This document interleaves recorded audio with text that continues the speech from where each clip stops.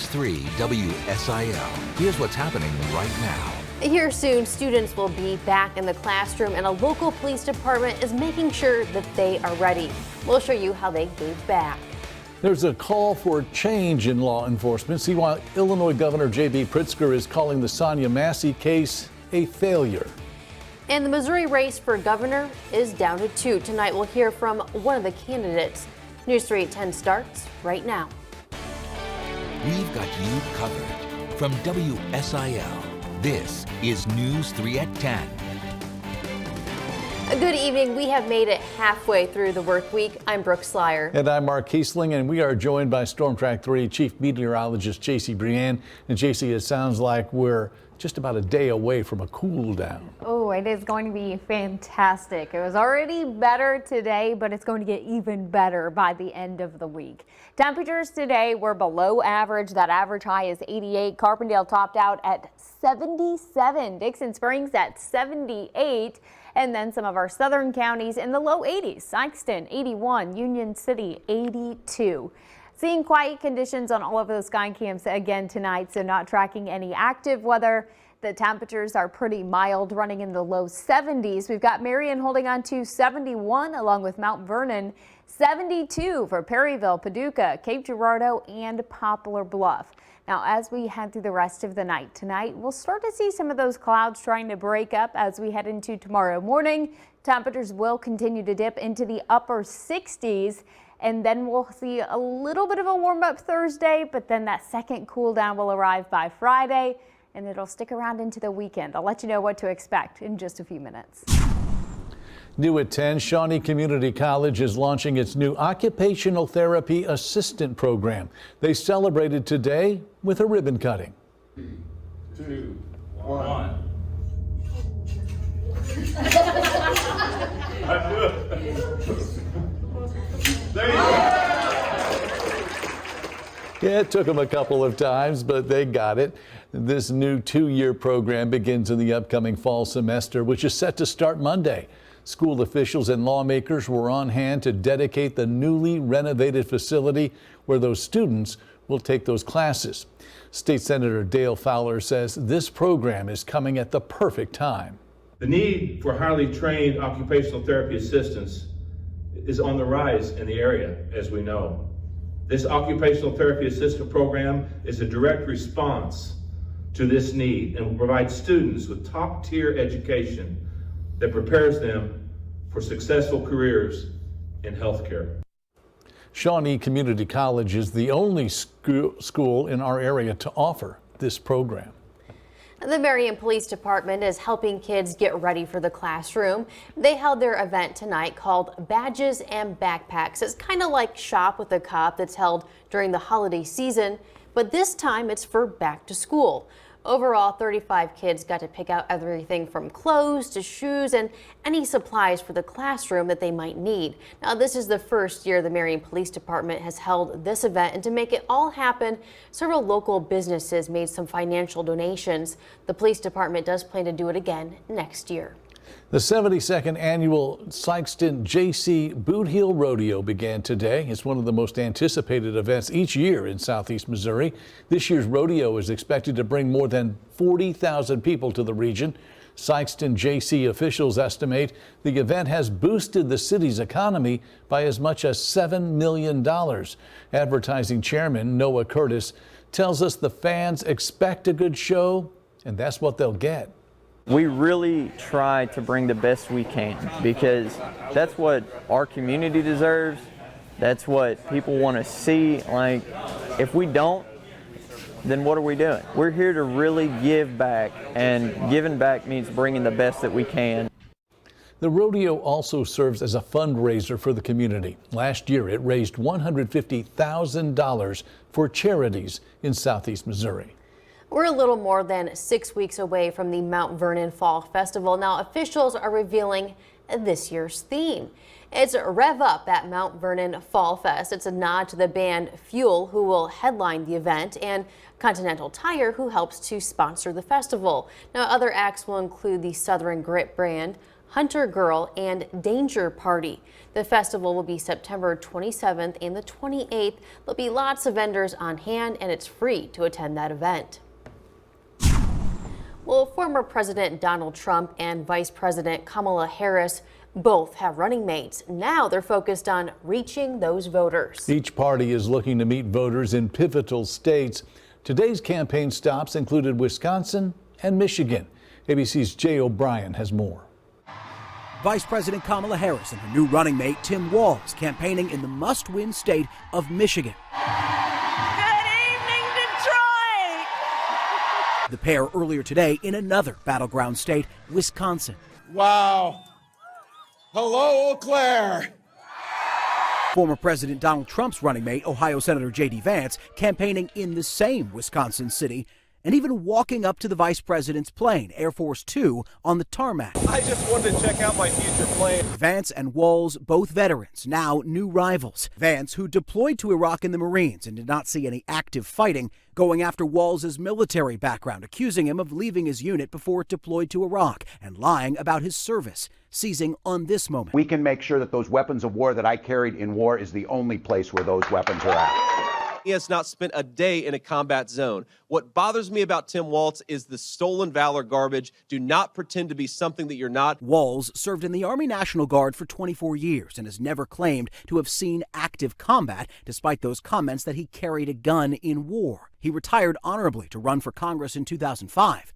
As the crisis in Iraq was growing. The Harris campaign saying in a statement, Governor Walz would never insult or undermine any American service to this country.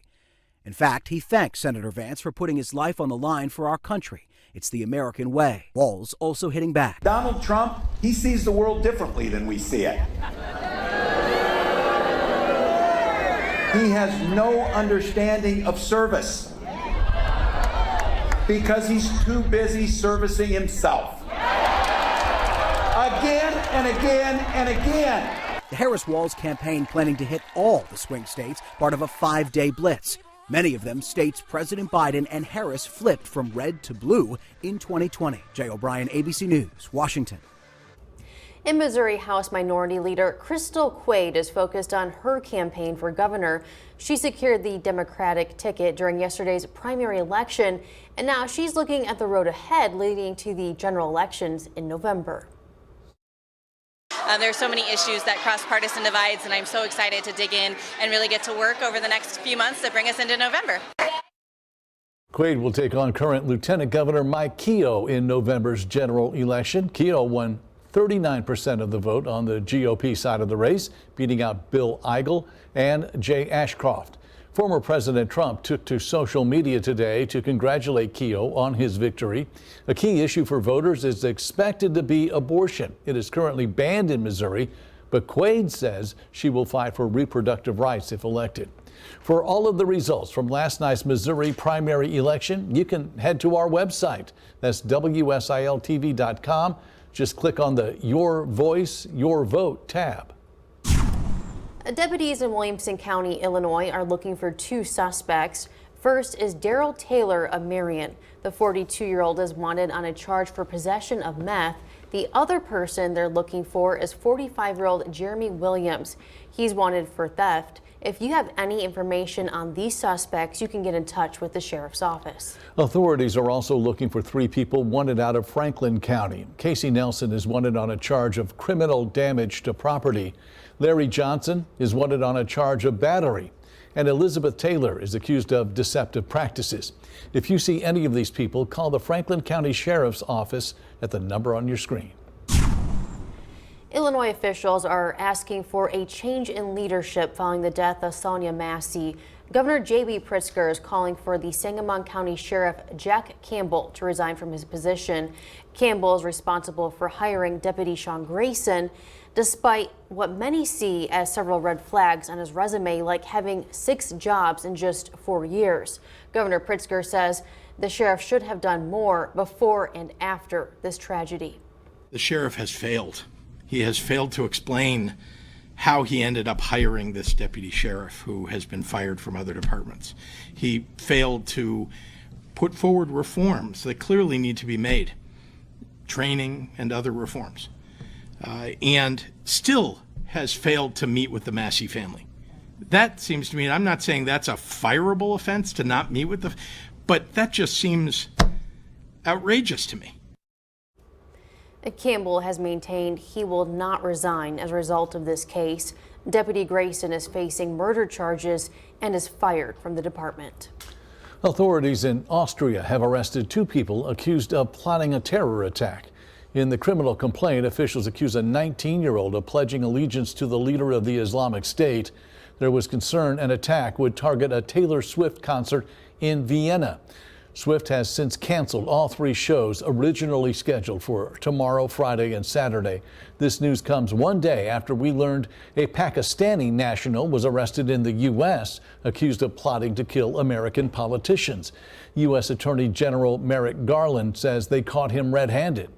Charging an individual with ties to Iran, who we allege sought to hire hitmen to assassinate a politician or a U.S. government official on U.S. soil. The defendant met with several individuals in New York who we thought were hitmen, but who were in fact undercover law enforcement officers.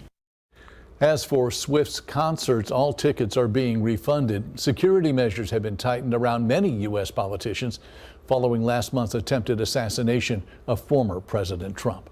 Well, a well-known rapper with a list of hits is arrested in St. Louis, Missouri. Cornell Haynes Jr., better known as Nelly, had a warrant for driving without insurance. Troopers arrested him early this morning at a casino, and at that time, he had some pills that were allegedly ecstasy. Troopers booked Nelly into jail, but he was later released. A lawyer representing him released a statement claiming it was a, quote, out-of-line officer. Now his legal team will be looking into the matter. Well, just ahead, Tropical Storm Debby already hit Florida, Georgia, and South Carolina, but it might strike again. We'll show you the impacts that it's having. Plus, have you ever wanted to know what it's like to chase severe storms? An event tonight gave some locals a chance to meet a storm chaser. We'll show you more. Well, Tropical Storm Debby first hit the U.S. 4 days ago, and now it's coming for another landfall. Officials are bracing for more impacts in the southeastern U.S. South Carolina is right in the path of this next wave. Some parts of the state have already seen as much as 17 inches of rain, and more is on the way. Officials say they are nowhere near out of the woods yet. This is not nearly over. We're just in the second phase of this right now. The rain that falls will go into the rivers, and then also the rain that falls into North Carolina, which will be considerable, will take some time to work its way down into the state, and that's why we don't expect those rivers to crest probably until the middle of next week. There are more than 700 FEMA members stationed in the southeast preparing for the potential life-threatening hazards this storm could bring. One person in South Carolina captures something you just really never want to see in your backyard. Take a look at this. Heavy rains caused this backyard to flood, so an alligator decided to take a swim and, just hang out there for a bit. This happened in Bluffton near Hilton Head Island. All that water is usually grass, which shows just how much rain that area has gotten. In Anna tonight, a storm chaser shared what it's like to track a severe storm. It's an effort to teach children the science of severe weather and how to stay safe. The program took place at Stinson Memorial Public Library. There were demonstrations on the strengths of tornadoes and how lightning forms. Nick Bartholomew is a storm chaser and owns Storm Science. He tells us why he started to inform others about the weather. Having kids be able to learn about severe weather, because growing up I felt like that was something that was needed, that wasn't around. So be able to provide that information in an engaging way for kids to be able to pick up and better their knowledge in meteorology. Storm Science specializes in customized weather programs for all ages. For more information, you can visit their website at stormscience.org.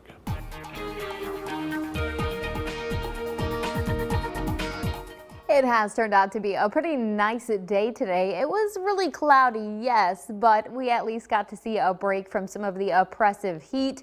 Quiet conditions showing up on those sky cams this evening. Still seeing the clouds in the area, but not tracking any active weather. It's about 71 degrees in Mount Vernon. The dew points are still in the upper 60s, so it still feels like a summer evening. but at least 71 is feeling like 71. We're not dealing with, again, that extreme heat anymore. Temperatures across the entire viewing area in the low 70s.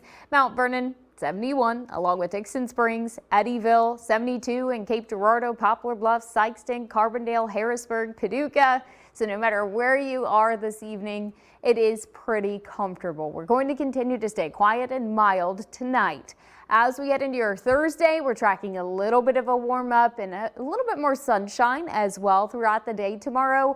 But we're expecting yet another cool down, and that humidity is going to drop back even more as we head into your Friday and then into the weekend. So some really nice conditions are going to be heading our way by the end of the week. As of right now, not a whole lot going on here at home. We still have quite a bit of cloud cover across the area.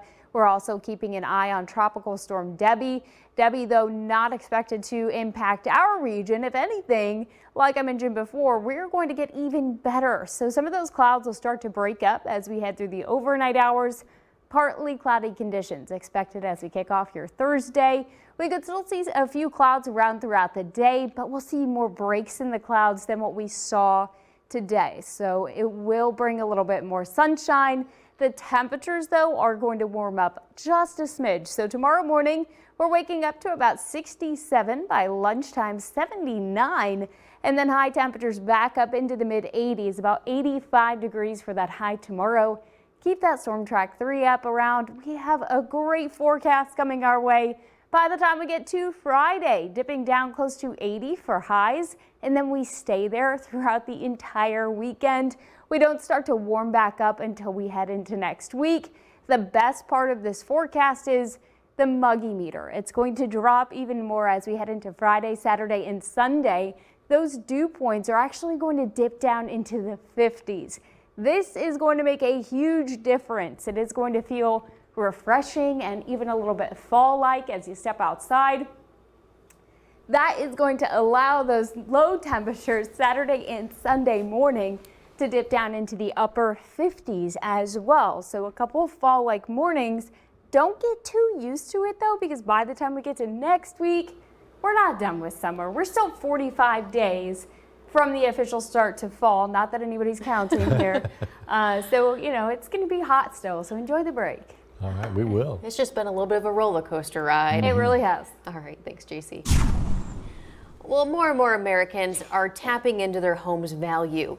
Debt from home equity loans is up once again, and that's according to new data from the Federal Reserve Bank of New York.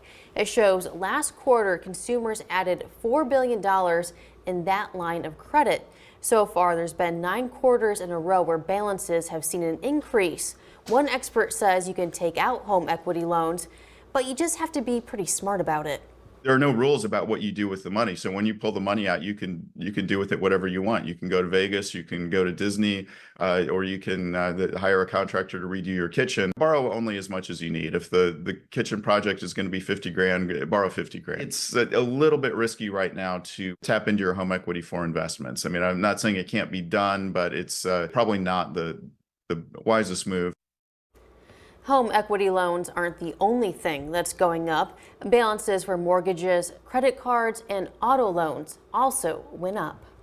For the second straight year, you can expect a popular student loan application to be delayed.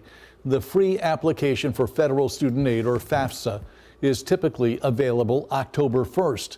Last year, Congress mandated an overhaul to the program, leading to delays. Today, officials indicated it will be late again. The forms are now expected to launch December 1st. And workers at Boeing report feeling pressure to work too fast, which can lead to mistakes. The National Transportation Safety Board is conducting a hearing, and they're looking into the door plug blowout on a flight through Alaska Airlines back in January. Now, prior to that, mechanics removed the door plug to fix several parts. Now, one worker testifies there was no particular training on opening or removing a door plug versus a regular door.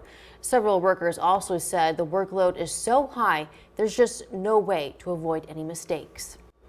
The Summer Olympics are beginning to wind down, and Team USA is standing tall. They lead in both overall medals and gold medals. Well, China is not too far behind, at least when it comes to that second category.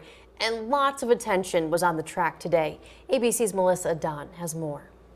The Summer Olympic Games breaking records. Team USA's Quincy Hall with a dramatic finish, taking home the gold with his impressive 400-meter race, becoming the first American since 2008 to claim that victory. The race was anyone's at that point. I just wanted to keep doing what my coach told me to do. Just keep driving, keep driving. Ethiopia's star runner leaving on a stretcher after a hard fall during the steeplechase final. USA's Kenneth Rooks winning silver. USA's women's cycling acing the team pursuit cycling event. Kristen Faulkner taking home her second gold after only joining the sport less than a decade ago. To have 2 golds is a dream come true. It's more than I expected. And I think it gives me hope and confidence for the future as well.